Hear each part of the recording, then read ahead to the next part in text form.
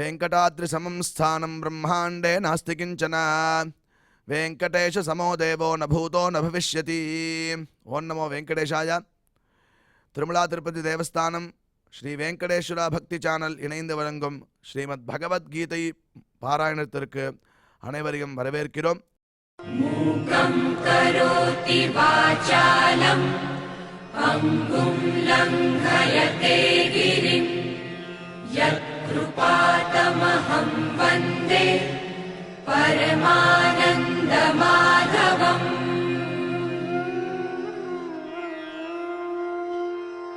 करारविन्देन पदारविन्दम् मुखारविन्दे विनिवेशयन्तम् वटस्य पत्रस्य पुटे शयानम् बालं मुकुन्दम् मनसा स्मरामि.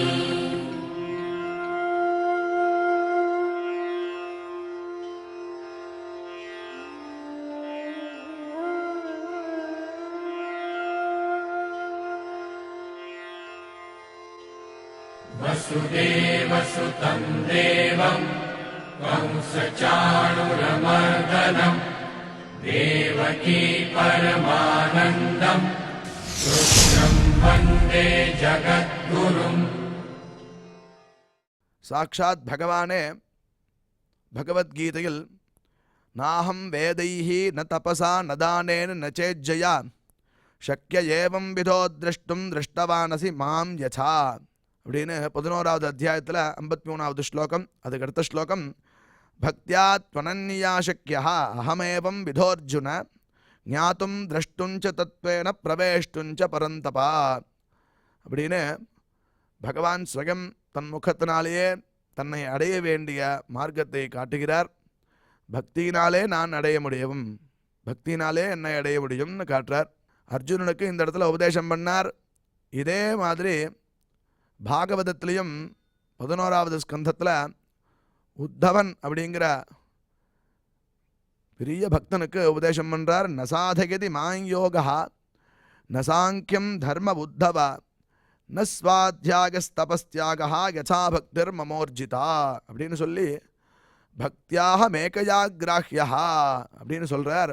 பக்தியினாலேயே நான் கட்டுப்படுவனாக ஆவேன் அப்படின்னு அந்த இடத்துல காட்டுறார். அப்படின்னா பக்தினா என்ன அப்படின்னு நம்ம விசாரம் பண்ணணும். பகவத்கீதையிலையும் பகவான் பக்தியினாலே நான் கட்டுப்பட்டவனாக இருக்கிறேன்கிறார். பாகவதத்திலையும் இதே சொல்கிறார். அப்படின்னா பக்தினா என்னன்னு நம்ம விசாரம் பண்ணணும். பண்ணினோன்னா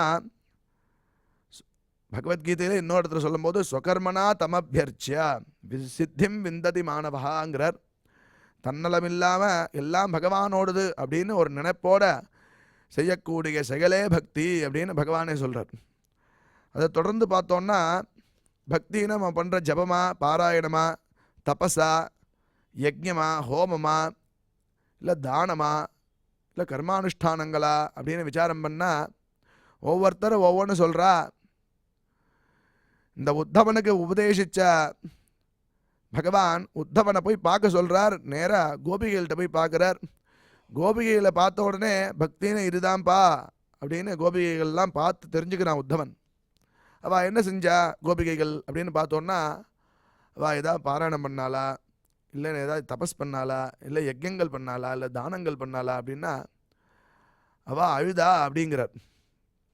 அழுதாளா அப்படின்னா அழுறதுக்கு காரணம் என்ன அப்படின்னா அந்த பற்று அப்படின்னு சொல்கிறார். பற்றுன்னு என்னென்னா பற்றுக்கு காரணமாக இருக்கக்கூடியது பிரேமை அப்படிங்கிற அன்புங்கிறது.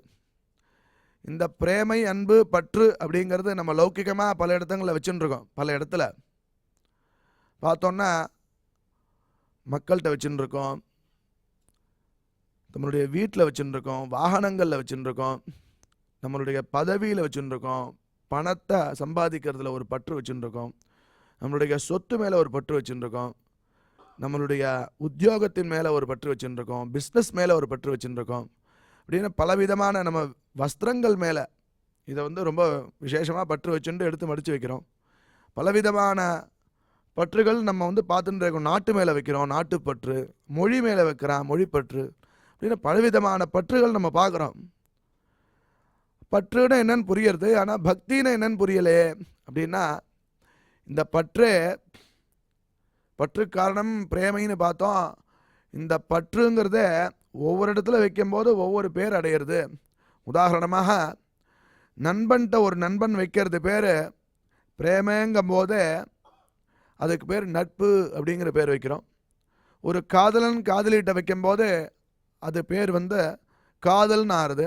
ஒரு தாய் மகன்கிட்ட வைக்கும்போது வாத்சல்யம் அப்படின்னு ஆகிறது. இந்த பற்று பல விடங்களில் பல பேர்கிட்ட வைக்கும்போது பலவிதமான பேரை அடைகிறது. அதுபோலயே பகவான்கிட்ட வைக்கும்போது இதுக்கு பேர் பக்தி அப்படின்னு காட்டி கொடுக்குறார். அதை சொல்கிறதுக்கு நம்மளுடைய நம்மாழ்வார் திருவாழ்மொழியில் பற்றுடை அடியவர்க்கு எளியவன் பிறர்க்கு அறியவித்தகன், பற்றுடை அடியவர்க்கு எளியவன் அப்படின்னா பக்தியோட தன்னலமில்லாமல் எவனொருவன் அவனை போய் அடையிறானோ அவனுக்கு அடைய தகுந்தவனாக இருக்கான். பிறர்க்கு அறிய வித்தகன், பிறர்க்கு அப்படின்னு சொன்னால் மற்ற சாதனங்களுக்கு அறியறதுக்கு ரொம்ப கஷ்டப்படுவான். பாக்கி உள்ள சாதனங்கள்லாம் அவனை அடைய முடியாது. பக்தி அன்புன்னு பிரேமன்னு பார்த்தோம் இல்லையா, அந்த பற்று வேணும். ஏன் அப்படின்னா எளியவே அப்படின்னு கூப்பிட்றார் கடைசியில் பாசுரத்தில். ரொம்ப சௌலபியமானவன் பகவான், அவனை அடையிறதுக்கு இதெல்லாம் வேண்டாம், அன்பு ரொம்ப முக்கியமாக தேவைப்படுறது. இதை சொல்லும்போது நம்மாழ்வார் பாதி சொல்லிட்டார், மதுரகவி ஆழ்வார் எழுதின்றிருக்கார். சொல்லின்னு இருக்கும்போதே மலர்மகள் விரும்புனம் அரும்பெருளடிகள் மத்தொரு கடைவெண்ணை கலவினில் உறைவிடையா புண்டு அப்படின்னு சொல்லும் போதே மூர்ச்சி ஆயிட்டாராம். அப்பேற்பட்ட பிரம்மாதி தேவதைகளுக்கே கிடைக்க முடியாத பரமாத்மாவானவன் யசோத அவள் மத்த உடைச்சப்புறம் அவனை தூக்கி கட்டுறா உரல்ல. நீ மத்த உடைச்சி வெண்ணெய் எடுத்து சாப்பிட்றான், அவனை தூக்கி கட்டுறா, இங்கே நில்லு அப்படின்னு சொல்லி மிரட்டுறா. மிரட்டினோடனே மிரண்டு போய் நின்னானா. அவள் எடுத்து கட்டுறாளாம். யசோதை கட்டுறதுக்கு காரணம் என்ன? இவனை கயிறு அறுக்க முடியாதா, இல்லை கட்டுப்படாமல் இருக்க முடியாதா? இருந்தாலும் கட்டுப்பட்டானா. அதுக்கு காரணம் என்னென்ன? பகவானுடைய வாத்சல்யம், பகவானுடைய சௌலபியம், யசோதையினுடைய வாத்சல்யம் அப்படின்னு காட்டி கொடுக்கறது சாஸ்திரம், நம்மளுடைய புராணங்கள்லாம்.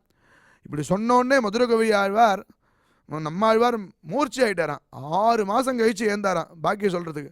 அதுவரையும் அவருடைய சிஷ்யராகிய மதுரகவி ஆழ்வார் அதை வச்சுட்டு அப்படியே எப்போ வேணால் ஏந்திருப்பார். ஏஞ்சு சொல்லலாம். அதை எழுதுறதுக்கு திருப்பி ஏஞ்சாராம். ஏஞ்சு திருப்பி அவர் சொன்னப்புறம் திருப்பி எழுதினாராம். எந்திரம் உரலினோடு இணைந்து இருத்தேங்கிய எளியவே அப்படின்னு முடிக்கிறார். இவ்வளோ சௌலபியமான பரமாத்மாவே, நீ இவ்வளோ சௌலபியமாக இருக்க, பற்று யார்கிட்ட இருக்கோ அவன்கிட்ட தான். பற்றுன்னா இங்கே பிரேமன்னு பார்த்தோம், பக்தின்னு பார்த்தோம், அந்த அன்புன்னு பார்த்தோம். இந்த அன்பு யார்கிட்ட இருக்கோ அதுதான், அவனுக்கு தான் நான் அடங்குவேன், அவனுக்கு தான் நான் ஆட்படுவேன் அப்படின்னு பகவான் பகவத்கீதையிலையும் சொல்கிறான். அதே மாதிரி பாகவதத்திலையும் சொல்கிறான். அப்பேற்பட்ட பகவத்கீதை பாராயணம் நாம் செஞ்சுருக்கோம். இந்த பக்தி ஏற்படுறதுக்குத்தான் தேவஸ்தானமும் இதே மாதிரி பலவிதமான தொழில்நுட்பத்தை வச்சுண்டு பாராயணங்கள் இத்தியாதிகள்லாம் பிரகாசப்படுத்துகிறார். அதுக்கு முதல்ல நம்ம குரு பிரார்த்தனை மற்றும் சங்கல்பத்துடன் இன்றைய நிகழ்ச்சியை துவங்கலாம்.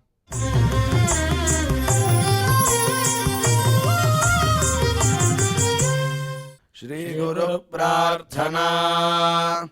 குரு பிரம்மா குருர் விஷ்ணுர் குருர்தேவோ மகேஸ்வரः குரு சாக்ஷாத் பரம் பிரம்ம தஸ்மை ஸ்ரீ குரவே நமः.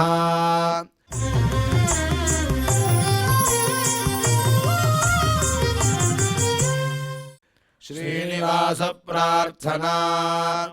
நமः க்ஷீராப்திநாதாய வைகுண்டாச்சலவாசினே முகுந்தாய நமோ நித்யம் அனந்தாய நமோ நமः.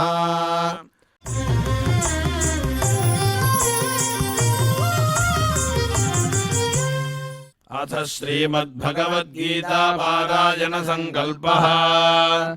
श्रीमदादिवराह क्षेत्रे विराजमानस्य अखिलाण्डकोटि ब्रह्माण्ड नायकस्य श्रीपद्मावती जानेः भगवतः श्रीवेङ्कटेश्वर स्वामिनः दिव्यसन्निधौ जगद्गुरोः श्रीकृष्णपरमात्मनः अनुग्रहेण समस्तप्रपञ्चस्य विशेषतः भारतदेशस्य उत्तरोत्तर शुभसम्पत्समृद्ध्यर्थम् श्रीमद्भारतदेशगत तपस्विजन तपोबलवृद्धिद्वारा समस्तस्यापि मानवसमाजस्य सर्वारिष्टपरिहारार्थम् एतद्देशवासिनां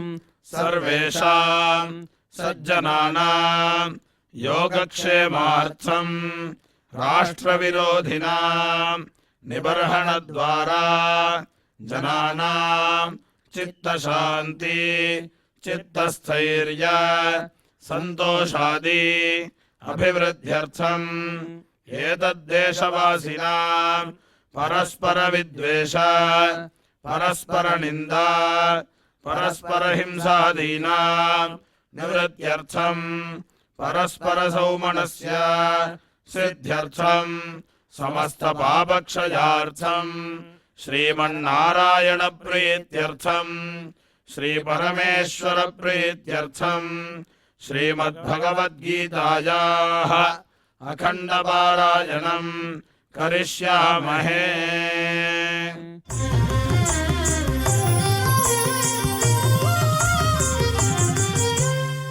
श्रीगीता प्रार्थना श्रीवत्साङ्गम् महोरस्कम् वनमाला विराजितम् शङ्खचक्रधरम् देवम् कृष्णम् वन्दे जगद्गुरुम्।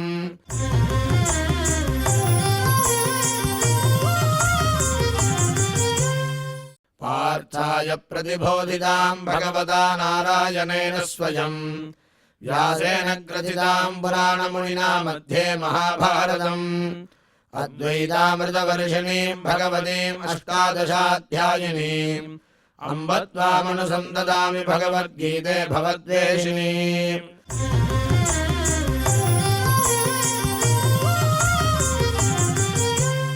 श्रीवेदव्यास प्रार्थना व्यासम् वसिष्ठनप्तारम् शक्तेः पौत्रमकल्मषम् पराशरात्मजम् वन्दे सुखदातम् तपोनिधिम्। यत्र योगेश्वरः कृष्णो यत्र पार्थो धनुर्धरः तत्र श्रीर्विजयो भूतिर्ध्रुवाणि धर्मधर्ममा।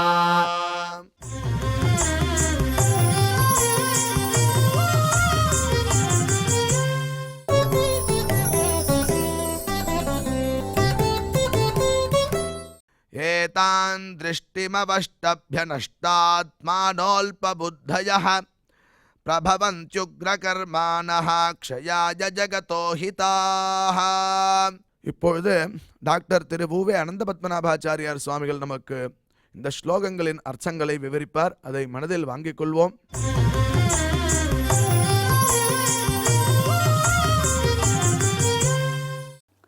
ஏதாம் திருஷ்டிமவஷ்டப்ய நஷ்டாத்மானோல்பபுத்தயः பிரபவந்த்யுக்ரகர்மாணः க்ஷயாய ஜகதோ ஹிதாஹ. ஓம் நமோ பகவதே வெங்கடேஷாய. உலகத்தினுடையதான எல்லாவற்றிற்கும் காமம்தான் காரணம் என்று சிலருடைய நிலைப்பாடு. சுவாமி எதுக்கு அனாவசியமா உலகத்திற்கு ஒரு தலைவனை ஏற்று அந்த தலைவன் இந்த ஜகத்தை சிருஷ்டித்தான் என்பதாக சொல்லி அவன் கொடுக்கக்கூடிய நியமனம் சாஸ்திர வஷ்யத்துவம், அதாவது சாஸ்திரத்துடைய கட்டளைக்கு இணங்கி நடக்கிறத காட்டிலும் இஷ்டத்துக்கு போகலாம். எங்கள் ஆச்சாரியன் ஸ்ரீவத் சங்காச்சாரியார் சுவாமி, அடியனுக்கு பிரதானமாக எழுந்தருளி காலக்ஷேபங்கள் சாதித்த ஆச்சாரியன் ஸ்ரீ புருஷை சுவாமி. அது தவிர பல பெரியோர்களிடத்தில் பழகின பாக்கியம் அடியன் பெற்றவன். அதில் ஒரு மகனீயர் ஸ்ரீவத் சங்காச்சாரியார் சுவாமின்னு. அந்த சுவாமி வேடிக்கையாக ஒரு விஷயம் சொல்லுவார். என்னென்னா, அமாவாசை இருட்டில் பெருச்சாளிக்கு போனதெல்லாம் வழி அப்படின்னுவார். அமாவாசை இருட்டில் பெருச்சாளிக்கு போனதெல்லாம் வழி. அதில் ஜிபிஎஸ் போட்டுட்டு நான் இங்கேருந்து அந்த வீட்டுக்கு போகணுன்னா லெஃப்ட்டில் 100 மீட்டர் போகணும், ரைட்டில் 100 மீட்டர் போகணும், யூட்டர்ன் எடுக்கணும் அப்படின்னா போகும். அது இருட்டு, அங்கே ரோடு சாக்கடை வீடு இருக்குது.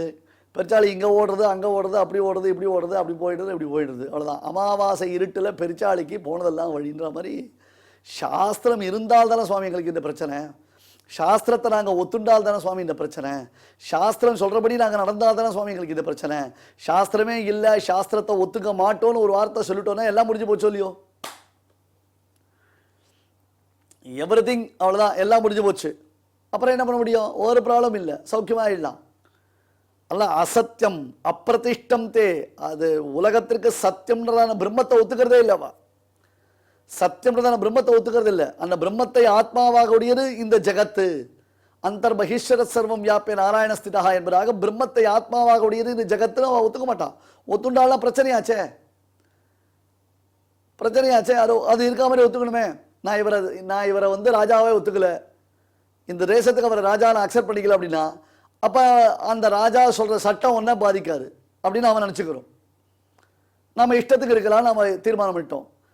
ராஜா வந்தான், உலகத்தில் இந்த ஊரில் இருக்கிற 90 பங்கு ஜனங்க அவர் ராஜாவாக ஏற்றுவிட்டான். அவர் ஒரு சட்டம் போட்டார், நீ உனக்கு அவரை பிடிக்கல, நீ அவரை ராஜாவாக ஏற்கிறதுக்கு தயாராக இல்லை, உன்னை நீயே சுதந்திரனா பிரகடனம் பண்ணிட்டேன்னா அப்போ இந்த ராஜ்யத்தில் நீ இருக்க முடியாது. சட்டத்தை மீறினேன்றதான கடுமையான தண்டனை உனக்கு உண்டு. அதே மாதிரி தான் சாஸ்திரத்தை நான் ஏற்கலை, எனக்கு சாஸ்திரம் தேவையில்லை, சாஸ்திரம் இருந்தால் தானே இந்த பிரச்சனை, நான் சாஸ்திரத்தை ஒத்துக்கலைன்னா நீ ஒத்துக்கலையோ இதான் உனக்கு சட்டம், உனக்கு தண்டனை உண்டு. நீ ஒத்துக்காம போனால் உன் கொழுப்பது உன் திமிரது. அதனால் உண்மைக்கு புறம்பானபடி கண்டபடி திரிபவர்கள் யாரு? ஆசுர பிரகிருதிகள். அசத்தியம் அப்பிரதிஷ்டம் தே ஜெகதாஹு அனீஸ்வரம். இதுக்கு முன் ஸ்லோகத்தில் நம்ம பார்த்தோம், 8வது ஸ்லோகத்தில் ஜெகதாஹு அனீஸ்வரம். உலகத்திற்கு ஈஸ்வரன் இருந்தால்தான் பிரச்சனை. ஈஸ்வரன் ஒருத்தன், ஈஸ்வரன் அர்த்தம் தலைவன் அப்படின்னு அர்த்தம். அந்த தலைவனை ஒப்புக்கொண்டால் தானே இந்த ப்ராப்ளம் வரும். தலைவனை நாங்கள் ஒத்துக்காமலே போயிட்டா நாங்கள் பாட்டு ஜாலியாக இருக்கலாம் முடியும். அபரஸ்பர சம்பூதம் கிமஞ்சத் காமஹேதம். அது என்ன சுவாமி பெரிய விஷயம்? உலகம் உண்டாருதுன்னா வெத்தலை வாக்கு போட்டால் தானா வாய் சகக்கிற மாதிரி, பழச்சாரை எடுத்து வச்சோன்னா தானா அது வந்து போதை தரும் வஸ்துவாக மாறுற மாதிரி, அந்த மாதிரி தான் உலகம் உண்டாயின்னு இருக்கு. ஒரு ஆண் ஒரு பெண் சேர்ந்தால் சாணா போய்டுறது, ஒரு ஆண் ஒரு பெண் இணைய இருந்தால் போருமே சுவாமி உலகத்தை மேற்கொண்டு டெவலப் பண்ணுறதுக்கு. இப்போ விஞ்ஞானம்னு பேசுகிறாலும் இல்லையோ, எனக்கு கேட்டாலும் விஞ்ஞானம்ன்றா வாழலாம். என்ன சொல்கிறா பாருங்க சுவாமி, சயின்டிஃபிக்காக நாங்கள் எப்படி ப்ரூவ் பண்ணுறது தெரியுமா, சயின்டிஃபிக்காக நாங்கள் எப்படி கொண்டு வர தெரியுமா, சயின்ஸ் என்ன சொல்கிறது தெரியுமான்றோம். பெரிய பெரிய கண்டுபிடிப்புகளுக்காக நாம் விண்வெளியில் ராக்கெட்டுகளை ஏவிக்கிறோம் இல்லை, பெரிய பெரிய கண்டுபிடிப்புக்கோசரம் இஸ்ரோ அப்படின்றதாக நம்முடைய விஞ்ஞானிகள்லாம் ஒன்று திரண்டு மிகச்சிறந்த கண்டுபிடிப்புகளை மக்களுக்கு பயன் தரக்கூடிய தேசத்தின் பாதுகாப்பை உறுதிப்படுத்தக்கூடிய பல கண்டுபிடிப்புகளை பண்ணிட்டு இருக்கான். சந்திரயான் என்பதாக சந்திரன் பர்யந்தம் போகக்கூடிய உயர்ந்த சாதனங்களை கண்டுபிடிக்கிறான். இது சயின்ஸ். இன்னைக்கு இந்த விஞ்ஞானத்தை நம்பக்கூடிய கூட்டம் அவன் என்ன சொல்லுவா பார்த்தீங்களா, எங்கள் சயின்டிஸ்ட் என்ன பியூட்டிஃபுல்லாக எல்லாத்தையும் கண்டுபிடிக்கிறா, நீங்கள் என்ன எல்லாத்துக்கும் வேறு சொல்லிட்டு இருக்கீங்களே, பிரமாணம் சொல்லிட்டு இருக்கீங்களே. சார் லைஃப் எங்கேயோ போயிட்டு இருக்கு சார், சயின்ஸுடைய டெவலப்மெண்ட், டெக்னாலஜியுடைய டெவலப்மெண்ட் என்ன மாதிரி டெவலப்மெண்ட் போயிட்டு இருக்கு தெரியுமா, என்ன நீங்கள் இப்படிலாம் பண்ணியிருக்கீங்க அப்படின்வோம். ஆனால் நாம் ஒரு விஷயத்தை கவனிக்கணும், நம்முடைய அந்த மிகச்சிறந்த தேச பக்தர்களான நம்முடைய விஞ்ஞானிகள் என்ன பண்ணுறா, கவுண்ட் டவுன் ஸ்டார்ட் ஆகிறதுக்கு முன்னாடி நேரம் அங்கேருந்து தாங்கள் வடிவமைத்திருக்கக்கூடிய ராக்கெட்டினுடைய மாதிரியை கொண்டு வந்து திருவேங்கடமுடியானுடைய திருவடியில் வச்சு அவனை சேவித்து ஒரு அர்ச்சனை பண்ணி அவனை சேவித்து அவனுடைய அனுகிரகம் பெற்றுத்தான் போகிறார்கள். பார்த்தீர்களா, உண்டா இல்லையா? எப்போ ஏவுகணைகளோ அல்லது ராக்கெட்டுகளோ புதிய கண்டுபிடிப்புகளோ அவர்களாலே உலகத்திற்கு அறிமுகப்படுத்தப்படும் பொழுது அதற்கு முன்பாக திருவேங்கடமுடியான் சன்னிதானத்திற்கு வந்து பெருமாளை சேவிச்சுட்டு போறான். எவ்வளவு பெரிய விஞ்ஞானிகளாக இருந்தாலும் அவர்களுடைய தெய்வ நம்பிக்கை என்பதுதான் அவர்களை வாழ்விக்கிறது. நாம் அல்லது அடுத்த தலைமுறையான இந்த பிள்ளைகள்லாம் இத்தகைய தெய்வ நம்பிக்கையை கேலி பண்றோம். ஆசுர பிரகிருதிகளாக இருந்து கொண்டு அதை கிண்டல் அடிக்கிறது, கேலி பேசுறது, அவளுக்கு ஒன்றும் தெரியாதுன்றது, தோஸ் ஆர் ஆல் ஃபூல்ஸ் அப்படின்றது, சயின்ஸ் டெக்னாலஜி பற்றி ஒன்றும் தெரியாதுன்றது. சயின்ஸ் டெக்னாலஜியை கம்ப்ளீட்டாக யூட்டிலைஸ் பண்ணுறவா தான் திருவேங்கடமுடியானுடைய மிகச்சிறந்த பக்தர்களாக இருக்கா தெரியுமோ. இப்போ சமீபத்தில் கூட ஒரு சமூக வலைத்தளத்தில் பார்த்தேன், மிகச்சிறப்பாக சமூக வலைத்தளத்தில் பல நல்ல நிகழ்ச்சிகளை கொடுத்து கொண்டிருக்கக்கூடிய ஒருத்தருடைய அந்த வலைத்தளமானது முடக்கப்பட்டு விடுகிறது. என்னமோ தெரில, முடக்கப்பட்டு விடுகிறது. அவர் ரொம்ப மனசு நொந்து போயிட்டார். அவர் அங்கேருந்து நேரம் வந்து ஸ்ரீனிவாசனை சேவிச்சார். அதுவும் எப்போ 30 செகண்டு கூட அந்த பெருமாள் சன்னதியில் நிற்க முடியாது இல்லையா? அந்த 30 செகண்டுக்குள்ளே அவர் வேண்டிட்டார் பெருமாள்கிட்ட. என்னது, எனக்கு என்ன சரியோ அதை நீ பண்ண போகிற, உன்னை நம்பி வந்துட்டேன். இந்த மாதிரி பெரிய வலைத்தளமானது முடக்கப்பட்டு விட்டது, அதை எப்படி மேற்கொண்டு எடுத்துன்னு போகிறதுன்னு எனக்கு தெரியல. ஸ்ரீனிவாசா நீ ஏன் கதி அப்படின்னு பெருமாளை சேவிச்சுட்டு வெளியில் வந்துட்டார். அந்த ஃபோனெல்லாம் வச்சுட்டு தானே பெருமாளை சேவிக்க போனோம். ஃபோன் வைக்கிறதுக்கு ஒரு அறையில் இருக்கும். அந்த அறையில் போய் ஃபோனை சுவிட்ச் ஆஃப் பண்ணி வச்சுருந்தார். திருப்பி போய் பெருமாள்லாம் சேவிச்சுட்டு ஊருக்கு கிளம்புறதுக்கோசரம் ஃபோன் எடுத்து ஃபோனை சுவிட்ச் ஆன் பண்ணால் முதல் மெசேஜ் என்ன தெரியுமோ இல்லையோ, உன்னுடைய முடக்கப்பட்ட வலைத்தளமானது மறுபடியும் செயல்பட தொடங்கி விட்டது, கங்கராச்சுலேஷன் வந்தது. ஸ்ரீனிவாசா நீ பேசும் தெய்வம், ஸ்ரீனிவாசா நீ சத்தியம் என்று அந்த பெருமாளை கொண்டாடினார் அவர். எதுக்காக சொல்ல வரேன்னா, விஞ்ஞானம் விஞ்ஞானம்ன்றதாக பேரில் நாம் விஞ்ஞானம்னா பகவானே கிடையாது, பகவான் இல்லைன்னு ஒத்துக்கிறது தான் விஞ்ஞானம்னு முட்டாள்தனமாக புரிஞ்சுட்டு இருக்கோம். ஆனால் மிகச்சிறந்த கண்டுபிடிப்புகளை உலகத்திற்கு அளிக்கக்கூடிய விஞ்ஞானிகள் கூட தங்களுடைய இறை வழிபாட்டைத்தான் அவர்கள் வெளிப்படுத்துகிறார்கள். ஒரு கதை, இந்த கதை உண்மையா பொய்யான்றதை பற்றி எனக்கு தெரியாது. யாரோ ஒரு பெரியவர் எனக்கு சொன்னார், அதை நான் உங்களுக்கு சொல்கிறேன். நம்முடைய இந்த சேட்டலைட்ஸ் அப்படின்லாம் நம்ம சொல்கிறோம் இல்லையா, அணுமின் உலைகள்னு சொல்கிறோம் இல்லையா, இதுக்கெல்லாம் ஆரம்பத்தில் முதல்ல மிக முக்கியமாக இருந்தவர் விக்ரம் சாராபாய் என்பதான ஒரு விஞ்ஞானி. பாரதத்திற்கு பெருமை சேர்க்கக்கூடிய மகனியர்களில் அவரும் ஒருவர், விக்ரம் சாராபாய் அப்படின்னு. அவருடைய பெயரில் தான் அந்த விண்வெளி தளமே இயங்குகிறது சொல்கிறோமோ இல்லையோ. அந்த விக்ரம் சாராபாய் அவர் ஒரு நாள் கடற்கரையில் உட்கார்ந்து பகவத்கீதை புஸ்தகத்தை படிச்சுட்டு இருக்கார். அங்கே ஒரு இளைஞன் வரான். அந்த இளைஞன் அவரை பார்த்து என்ன பண்ணுறீங்கன்னு கேட்குறான். அவருக்கு அந்த காலத்தில் யார் மூஞ்செல்லாம் தெரியாது இல்லையா. விக்ரம் சாராபாய் அந்த இளைஞனுக்கு தெரியாது. அவர் சொன்னார், கீதையை படிச்சுட்டு இருக்கேன்னு அவர் சொன்னார். அதற்கு அந்த இளைஞன் என்ன பண்ணா, இதுனா முட்டாள்தனம், பைத்தியகாரத்தனம், எந்த காலத்தில் நீங்கள் இருக்கீங்க? நாமெல்லாம் ஒரு பெரிய பெரிய கண்டுபிடிப்புகளை செய்து நிலவை நோக்கி பயணித்து கொண்டிருக்கிறோம். இங்கே பாருங்கள், எனக்கு இன்டர்வியூ வந்திருக்கு, நான் ஒரு விஞ்ஞானி, இளம் விஞ்ஞானி. நாளை தினம் நான் வந்து விக்ரம் சாராபாய்ன்றதில் மிகச்சிறந்த ஒரு அறிஞரை சந்திக்க போகிறேன். பெரிய சயின்டிஸ்ட், அது உலகமே வியந்து பாராட்டும் பெரிய சயின்டிஸ்டாக இருக்கார் அவர். அவரை மாதிரி தேசம், அவரை மாதிரி பெரியோர்கள் இருக்காங்க, அவங்கள நாம் ஃபாலோ பண்ணணும். அதை விட்டுட்டு பகவத்கீதை வச்சுட்டு தேவையில்லாத புஸ்தகத்தை பெரட்டின்னு உட்காந்துருக்கீங்களே, உங்கள் லைஃப்பை நீங்கள் வேஸ்ட் பண்ணுறீங்க, அதனால தான் இந்த நாடு வந்து முன்னேறலை அப்படின்னா அந்த பையன் பகவத்கீதையை எப்படியெல்லாம் தூஷிக்கணுமோ அப்படிலாம் தூஷித்து, அதே சமயத்தில் விக்ரம் சாராபாயை பற்றி ரொம்ப பெருமையாக பேசினான்.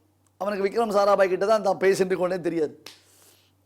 சரிப்பா, நீ ரொம்ப விஷயங்கள் தெரிஞ்சவனாக இருக்க, உனக்கு வாழ்த்துக்கள், நல்ல விதத்தில் நீ நாட்டுக்கு தேச சேவை பணியாற்றணும்னு நான் அவனை வாழ்த்துறேன் அப்படின்னாரு.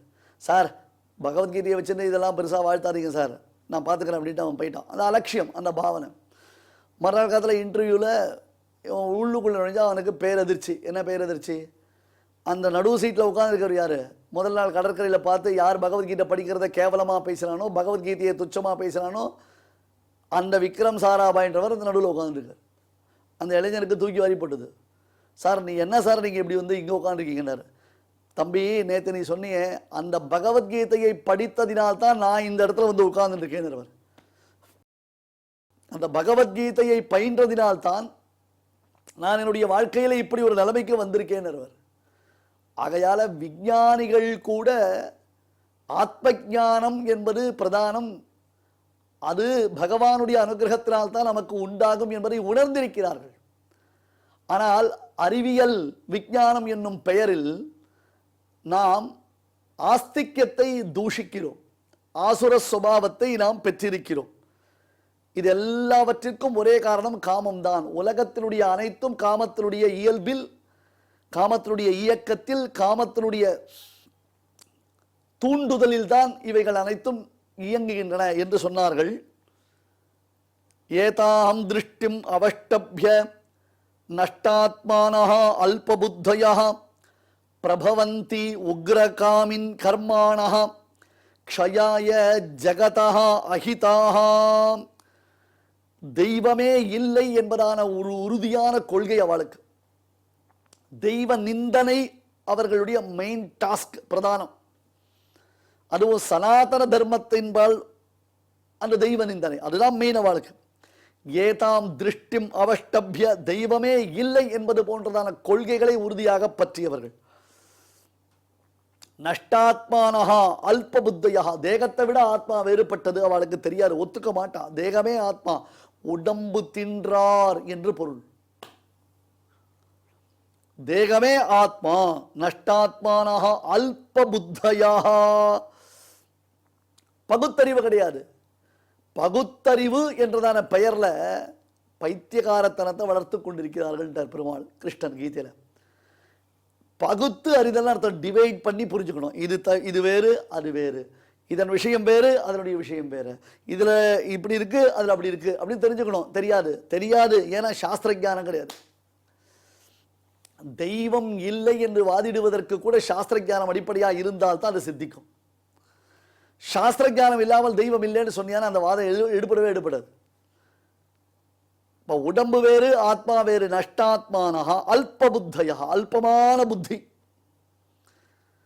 பிரபவந்தி உக்ர கர்மானஹா, இன்னொரு விஷயம், மற்றவர்களை ஹிம்சிப்பதிலேயே அவர்களுக்கு நோக்கு. இங்க பாருங்க, இறை நம்பிக்கை உடையவர்கள் இருக்கா, இறை நம்பிக்கை உடையவர்கள் ஒரு பொழுதும் இறை நம்பிக்கை இல்லாதவர்களிடத்துல எப்ப பார்த்தாலும் வாதம் பண்ணிட்டு இருக்க மாட்டான். சொல்லுவா ஒரு சில சமயத்தில், அப்பா இந்த மாதிரி இருக்கக்கூடாதுப்பா, நான் நேற்று கூட பகவத்கீதை கேட்டேன், தெய்வ நம்பிக்கை இல்லாமல் இருக்கக்கூடாது. இப்படி உபதேசம் பண்ணவாள்னா கூட திருட்டுத்தனமா தெய்வத்தை வணங்குறா. அப்படி இல்லைனா கூட அவர்களுக்கு வாழ்க்கையில் ஒரு பெரிய கஷ்டம் வந்துடுத்துனா கடைசி காலத்தில் அவர்கள் தெய்வ நம்பிக்கையுடன் எல்லா காரியத்தையும் செய்து சித்தி பெற்றிருக்கிறார்கள். அதனால தெய்வ நம்பிக்கை முக்கியம்னு சொல்லலாம். ஆனால் இந்த தெய்வ நம்பிக்கை இல்லாமல் இருக்கான் பாருங்க, அவனுக்கு நம்மளெல்லாம் பார்த்தா கிண்டல், கேலி, கூத்து, கடுப்பு இதான் ஏற்படும். நம்பிக்கை இல்லாதவனுக்கு நம்பிக்கை உடையவர்களை கண்டால் அவர்களை ஏதாவது கேலி பேசணும், அவர்களை ஏதாவது துன்புறுத்தணும், அவர்களை ஏதாவது கிண்டல் அடிக்கணும், ஏதாவது ஒரு விதத்தில் அவளை தூண்டணும், அவளை கோபப்படுத்தணும் அப்படின்றதாக அவனுக்கு தோணும். உக்ர கர்மானஹா, பிறரை துன்புறுத்தி பார்த்து அதில் இன்பம் அனுபவித்தல் என்று பெயர். மற்றவர்கள் படும் துன்பத்தையும் துயரத்தையும் கண்டு தான் சந்தோஷப்படுதல். இது ஒரு டைப் ஆஃப் சாட்டிஸ்பிகேஷன், ஒரு சாட்டிஸ்ட் ஆட்டிடியூட். இது சாட்டிஸ்பிகேஷன் இல்லை, சாட்டிஸ்பிகேஷன். பிரபவந்தி உக்ரகர்மாணஹா க்ஷயாய ஜகதஹ அஹிதாஹ, இவர்கள் உலகத்தினுடைய நாசத்திற்கு காரணமானவர்கள். ஆமா, இவன் சொல்றத உலகம் கேட்கறது. கர்மாக்கள் கிடையாது, தெய்வம் கிடையாது, புண்ணியம் கிடையாது, பாபம் கிடையாது, தேகமே ஆத்மா. இந்த தேகம் இருக்கிறவர்கள் தான் ஆத்மா இருக்கும். ஆத்மா அழிஞ்சு போயிடும், தேகம் அழிஞ்சு போச்சுன்னா ஆத்மா அழிஞ்சு போயிடும். நரகம் கிடையாது, சொர்க்கம் கிடையாது, நீ எங்கேயும் கவலைக்கப்படுவானா, யார் வேணா யாரோட புணரலாம், சேரலாம். கணவன் மனைவின்றதான ஒரு ஐக்கமத்தியம் தேவையில்லை. ஏன் சகோதரி அன்னை இப்படி இருந்தால் கூட ஐயோ சொல்றதுக்கே வாயிலாம் கூசுறது, காது கூசுறது ரொம்ப கஷ்டமா இருக்கு. ஆனால் இப்படியெல்லாம் பிரச்சாரங்கள் நடந்து கொண்டிருப்பதை நாம் பிரத்யட்சமாக பார்த்து கொண்டுதான் இருக்கிறோம். பெண் என்னும் ஒரு காரணத்தினாலேயே அந்த பெண்ணை நாம் அனுபவிக்கலாம், ஆண் என்னும் ஒரு காரணத்தினாலே அந்த ஆண் நம்மால் அனுபவிக்கத்தக்கவன் என்றெல்லாம் சொல்லி வைத்து விட்டார்களே. ஆனால் காமத்தின் பால் இந்த உலகம் ஒழுக ஆரம்பித்தது என்றால் அப்ப காமமே பிரதானமாகிவிடும். அந்த காமத்தை, காம இச்சையை தீர்த்து கொள்வதற்காகத்தான் முயற்சிப்பார்களை தவிர்த்து ஒரு பொழுதும் சாஸ்திர மரியாதையின்படி அவர்கள் நடப்பதற்கு முயற்சிக்க மாட்டார்கள். ராம பரதாராண்மை சக்ஷுபியாம பிபஷ்யதி என்று ரொம்ப அழகா வால்மீகி பேசினார். மாற்றார் மனைவியை கண்ணால் கூட ராமன் பார்க்க மாட்டான், கண்ணால் கூட பார்க்க மாட்டான், மனதால் பார்ப்பார்கள் சில பேர். கண்ணை மூடிட்டுவா, ஐயோ அந்த பெண்ணை பார்க்க கூடாது, பார்த்தா தப்புன்னு கண்ணை மூடிட்டாலாம் மனசுக்குள்ள அந்த பெண்ணினுடைய எண்ணங்கள்லாம் ஓடிக்கொண்டே இருக்கும். அதனால கண்ணால் கூட பார்க்க மாட்டான்னு சொன்னா என்ன அர்த்தம்? மனசால் பார்ப்பான்னு அர்த்தம். இந்த இடத்துல ராமபிரானுடைய கண்ணியம் காண்பிக்கப்படுகிறது. பரதாராண்மை சக்ஷுபியாமபி, மாற்றார் மனைவியை நோக்காமை என்பது ஒரு ஆண்மை. தாயினிடத்துல, சகோதரியிடத்துல எப்படி இருக்கணும்ன்றது சொல்றோம். இன்னைக்கு காலகட்டங்களில் நம்மை சுற்றி நடக்கக்கூடியதான பல குற்றங்கள் எதன் அடிப்படையில் நடைபெறுகின்றன? பாலியல் குற்றங்கள் என்று அரசாங்கம் அதை அறிவித்துக் கொண்டிருக்கிறது. பெரிய பெரிய அளவில் போராட்டம் வெடிக்கும் அளவிற்கு இந்த குற்றங்கள் அதிகரித்துக் கொண்டிருக்கின்றன. ஏன்னா கட்டுப்பாடு கிடையாது, கட்டுப்பாட்டை உணர்த்துபவர்கள் இல்லை. அப்படியே கட்டுப்பாட்டை உணர்த்துபவர்கள் இருந்தார்களே ஆனால் அவர்களுக்கு தீமை விளைவிக்கும் கொடுஞ்செயலை இவர்கள் செய்து கொண்டிருக்கிறார்கள். உக்ர கர்மானஹா க்ஷயாய ஜகதஹா அசுபாகா, உலகத்தின் நாசத்திற்கே இவர்கள் வித்திட்டவர்கள், வகை கோலுகிறார்கள். தாங்கள் கெடுவது மட்டுமல்லாமல் இந்த உலகத்தையும் அவர்கள் கெட்டொழிக்கிறார்கள். அதனால தான் காமத்தீனிடத்தில் நாம் ரொம்ப ஜாக்கிரதையா இருக்கணும்.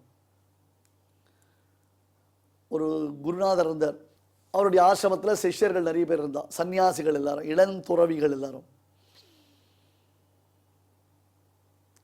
அந்த குருநாதர் ஒரு பெண்ணை கூட வேலைக்கு வச்சு கூடாதுன்ட்டார். ஒரு பெண்ணை வெறும வீட்டை பெருக்கி துடைக்கிறதுக்கு கூட பெண்கள் இருக்கக்கூடாது அப்படின்ட்டார் அவர். சிஷ்யர்களுக்கு ரொம்ப வருத்தம், என்னன்னா எல்லா வேலையும் நாம் செய்கிற மாதிரி ஆயிடுத்தே. எனவே குருநாதர் இடத்துல ஒரு நாள் கேட்டா, குருநாதரே உங்களுடைய கவலை எங்களுக்கு புரியுறது, நாம் இத்தனை பேர் சன்னியாசிகள் இருக்கோம், ஏதாவது ஒரு விதத்தில் நம்முடைய மனது சஞ்சலம் அடைந்து விடும் என்னும் பயத்தினாலே நீங்கள் பெண்களை இந்த ஆசிரமத்திற்குள்ளே சேர்ப்பதற்கு விரும்பவில்லை.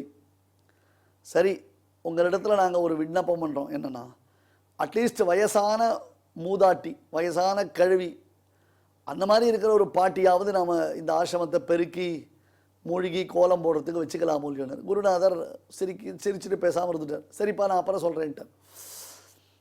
அன்று இரவு எல்லாரும் அயர்ந்து உறங்கி கொண்டிருக்கிறார்கள். ஆசிரமத்துக்குள்ள தண்ணீர் வைக்கப்பட்டிருந்ததான பானையில் தண்ணீர் இல்லை, அந்த தண்ணீர் காலி ஆயிடுத்து. மொத்த தண்ணீரும் காலி ஆயிடுது. அது எப்படியோ காலி ஆயிடுச்சு. நல்ல வெயில் காலம், கோடை காலம், இரவு பொழுது. திடீர்னு சிஷ்யர்கள் எல்லாருக்கும் தண்ணீர் தாகம் எடுத்தது. குருநாதர் என்ன பண்ணார், கதவை ஆசிரமத்துக்கு வெளியில் போட்டிட்டார். ஏன்னா கொஞ்சம் தூரத்தில் ஒரு குளம் ஒன்று இருந்தது. இரவு பொழுதாக இருந்தால் கூட தண்ணீர் தாகம் எடுத்தால் நான் குளத்தில் போய் தண்ணீர் பருகலாமோ இல்லையோ, வெளியில் போட்டிட்டார். சிஷ்யர்கள்லாம் திடீர்னு எழுந்து உட்காந்தா எல்லாருக்கும் தண்ணீர் தாகம் எடுக்கிறது. தண்ணீர் கிடைக்குமா, பானையில் தண்ணீர் இல்லை, தண்ணீரே இல்லை தங்களை சுற்றி. ரொம்ப கஷ்டப்பட்டாவா. அப்புறம் மறுநாள் கதவை திறந்து விட்டார். பசங்கள்லாம் வந்து, குருநாதரே நேற்று ராத்திரி ரொம்ப தண்ணீர் தாகமாக இருந்தது, எங்களுக்கு என்ன பண்ணுறதுன்னு தெரியல, பானையில் ஜலமும் இல்லை, கதவு வெளிப்பக்கம் போட்டப்பட்டிருந்தது. ஐயோ அப்படியாப்பா, மறந்து போயிட்டேன்ப்பா, நான் சாவி மறந்து போய் எடுத்துன்னு போயிட்டேன் நான். ஐயோ, நீங்கள் பாவம் தண்ணியில் தவிச்சிருப்பீங்களே, தாகத்தில் தவிச்சிருப்பீங்களே. சரி, எப்படி தாகத்தை தனித்து கொண்டீர்கள் அப்படின்னே. அதுக்கு சிஷ்யன் சொன்னான், ஒன்றுமில்லை, அங்கே கிச்சன் இருக்கும், மடப்பள்ளியை சொல்கிறோம் இல்லையா கிச்சன், அதில் அங்கே ஒரு தொட்டி இருக்கும், கழுநீர் தொட்டின்னு பேர். பார்த்துருக்கீங்களா நீங்கள்? கிராமங்களில் மாடுகளுக்காக அரிசி களைஞ்சி அந்த தண்ணீரை ஊற்றுவாங்க அதில். அப்புறம் கரிகாய்களை நல்லா அலம்பி அதனுடைய தண்ணீரை ஊற்றுவாங்க. அதேமாதிரி சாதத்தை வடித்து அந்த தண்ணீரை அதில் ஊற்றுவார்கள். இந்த வார்த்தை சொல்கிறேன், அதில் தண்ணீரை ரொப்பி வச்சுருப்பா, அதெல்லாம் கைநீர் தண்ணின்னு பேர் அதுக்கு. அது சில சமயம் மாட்டுக்கு வைப்பா, மெயினாக மாட்டுக்கு தான் வைப்பா அதை. அப்புறம் அந்த கரிகாய்கள்லாம் தோலெல்லாம் சீவி போட்டாலும் அந்த கைநீர் தொட்டியில் தான் போடுவா, ஏன்னா மாடு சாப்பிட்றோன்னு. அந்த கைநீர் தொட்டி தான் இருந்தது அதில். ஒரே தாகம் எங்களுக்கு தாங்க முடியல, என்ன பண்ணுறது, அந்த கைநீரை தான் நாங்கள் எல்லாரும் ஆளுக்கு ஒரு டம்ளர் பறிக்கணும், மூக்கை பிடிச்சின்னு சாப்பிட்டோம். ஆனால் தாகம் அடங்கணுமேன்னார். குருநாதர் சிரிச்சினே இருந்தார். நான் கடைசியில் கைநீர் நீங்கள் எல்லோரும் கைநீரை தான் பருகினீர்களானார். ஆமாம் குருநாதரே, கைநீர் தான் பறிக்கணும். புரிஞ்சுதா? இப்போ என்ன புரிஞ்சுது? இங்கே வீட்டை நம்ம ஆசிரமத்தை கூட்டி பெருக்குவதற்காக ஒரு வயதான வேலைக்காரியாவது நாம் வைத்து கொள்ளலாம்னு நீங்கள் சொன்னீங்களே, உங்களுக்கு தாகம்னு எடுத்ததுன்னா நல்ல தண்ணீரா கைநீர் தண்ணீரான்றது கூட வித்தியாசம் பார்க்காம கைநீர் தண்ணீர் கிடைச்சா கூட பரவாயில்லன்னு தாகத்தை பறிக்கிறீங்களோ இல்லையோ? அதுபோல காமம் என்பது கிளர்ந்தது என்றால் அந்த சமயத்தில் நாம் எப்படி ரியாக்ட் பண்ணுவோம்னு தெரியாது. இது ரொம்ப பியூட்டிஃபுல்லான மெசேஜ் இருக்கிற ஒரு கதை இது. தண்ணீர் தாகத்தை தழித்துக் கொள்வதற்கு கைநீர் தொட்டியில் போய் தலையை விட்டுருக்கான், ஊற்றணும், அந்த கைநீர் குடிச்சிருக்கான். அந்த மாதிரி ஆசிரமத்தில் நாங்கள்லாம் பிரம்மச்சாரியாக இருக்கோம், நாங்கள்லாம் சன்னியாசியாக இருக்கோம் அப்படின்னு சொல்லிட்டு வயசான ஒரு பெண்ணை வேலைக்கு வச்சிருந்தால் கூட இவர்களுடைய மனோதர நிலை மாறிவிடும். குருநாதருடைய தொலைநோக்கு பார்வையை நாம் புரிஞ்சுக்கணும். நம்ம கேலி பண்ணக்கூடாது, இந்த கதையை தப்பாக புரிஞ்சுக்கூடாது. தயவுசெய்து இந்த கதையை தப்பாக புரிஞ்சுக்காதீங்க. காமம் என்பது பொல்லாதது, காமம் என்பது கண்ட்ரோல் பண்ண முடியாதது.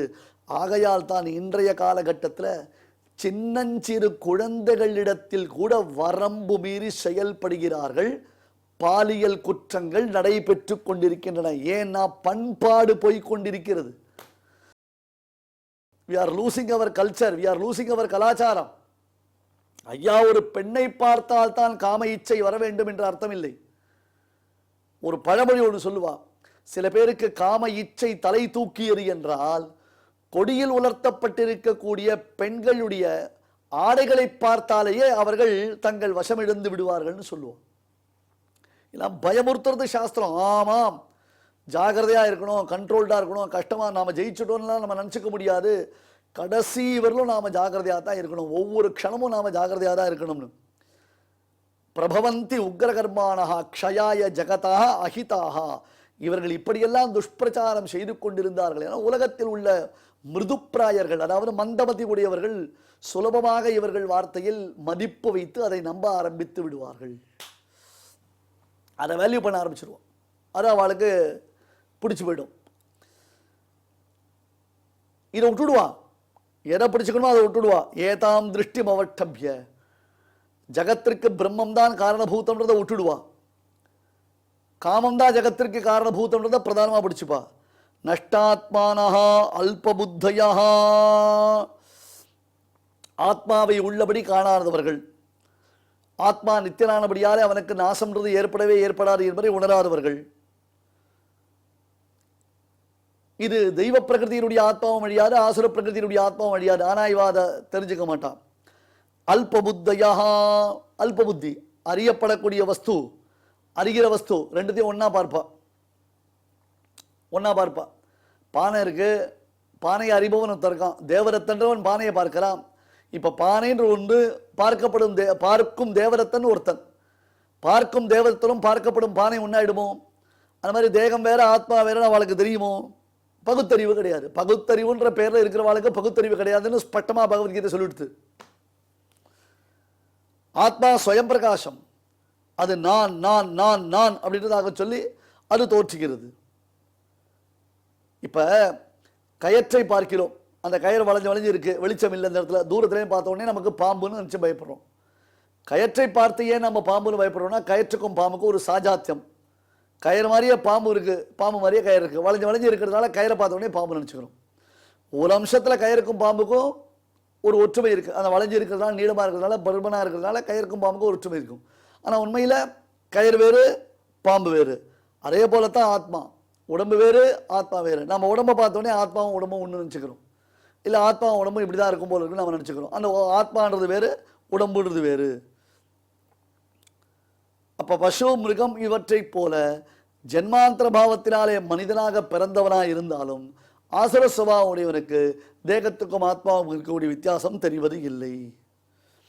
தே உக்ரகர்மானஹா, அவர்கள் உக்ரகர்மானஹா அப்படின்றதுக்காக சொல்லி பரஹிம்சை, பிறத்தியாரை ஹிம்சை செய்வது முதலான கொடிய காரியங்களை செய்பவர்கள், தன்னை சார்ந்தவர்களுக்கும் தீங்கினை விளைவிப்பவர்கள், உலகத்தினுடைய அழிவுக்கே இவர்கள் காரணமாய் அமைகிறார்கள். யாகங்களை செய்து உலகத்தை ரட்சியுங்கள் என்று பிரஜாபதி சொன்ன வாக்கியத்தை மறுத்து அனைவரும் காம பரவசர்களாக திரியுங்கள், காமத்தினால்தான் உலகம் இயங்குகிறது என்று தவறான கொள்கையை மக்களுக்கு சொல்லி வைத்து அவர்களை அழிவின் பாதையில் அழைத்து செல்பவர்கள். ஏதாம் திருஷ்டிமவஷ்டப்ய நஷ்டாத்மானஹ அல்பபுத்தயः பிரபவந்தி உக்ரகர்மாணஹ க்ஷயாய ஜகதஹ ஹிதாஹ. ஸ்ரீமதே பகவதே பாஷ்யகாராய நமஹ. இப்பொழுது அடியான் சொல்றதை எல்லாரும் திருப்பி சொல்லுங்க.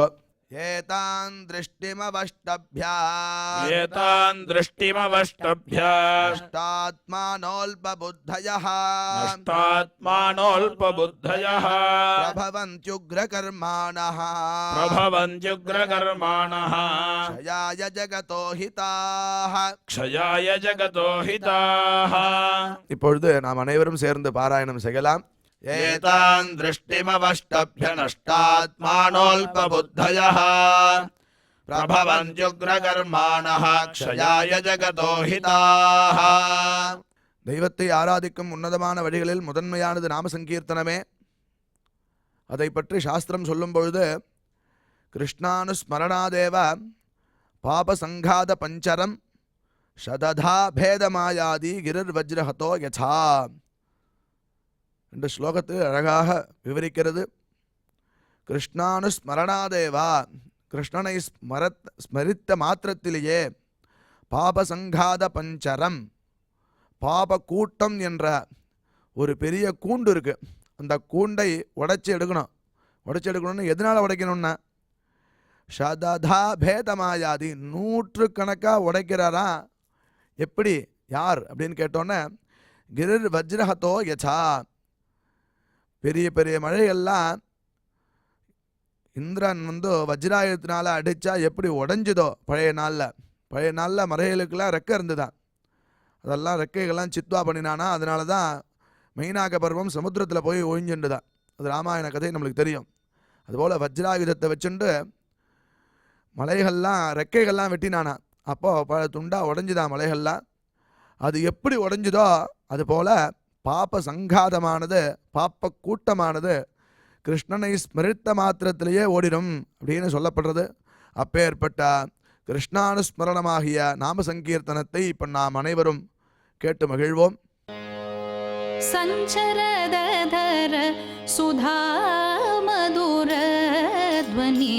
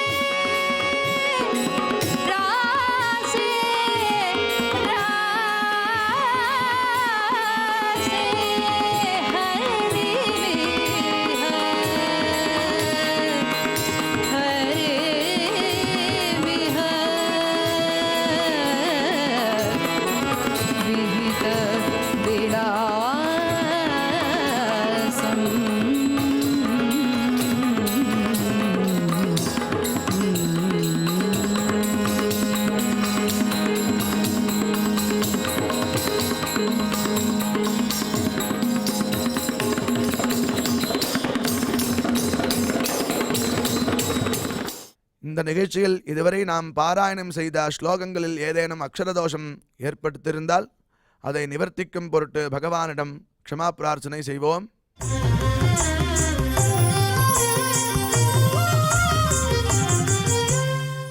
अथ क्षमा प्रार्थना यदक्षरपदभ्रष्टं मात्राहीनं च यद्भवेत् तत्सर्वं क्षम्यतां देवनारायण नमोऽस्तु ते.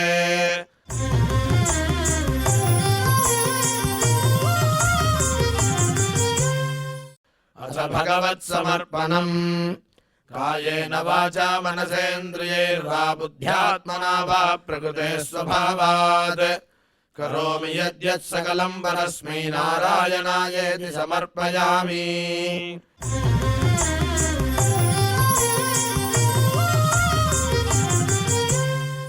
अथ लोकक्षेम प्रार्थना सर्वे भवन्तु सुखिनः सर्वे सन्तु निरामयाः सर्वे भद्राणि पश्यन्तु मा कश्चित् दुःखभाग् भवेत्.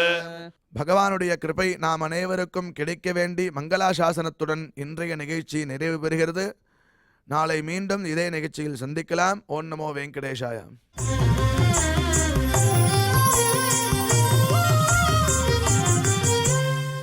अथ मङ्गलम् श्रियः कान्ताय कल्याणनिधये निधयेऽर्थिनाम् श्रीवेङ्कटनिवासाय श्रीनिवासाय मङ्गलम्.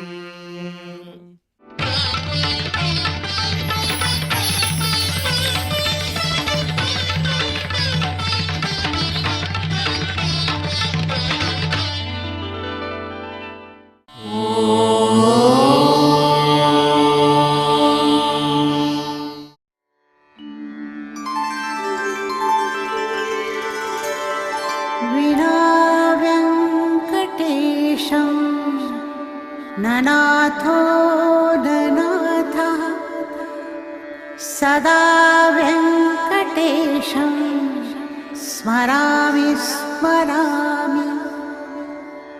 हरे व्यङ्कटेश प्रसीद प्रसीद. प्रियं वेङ्कटेश प्रयच्छ प्रयच्छ.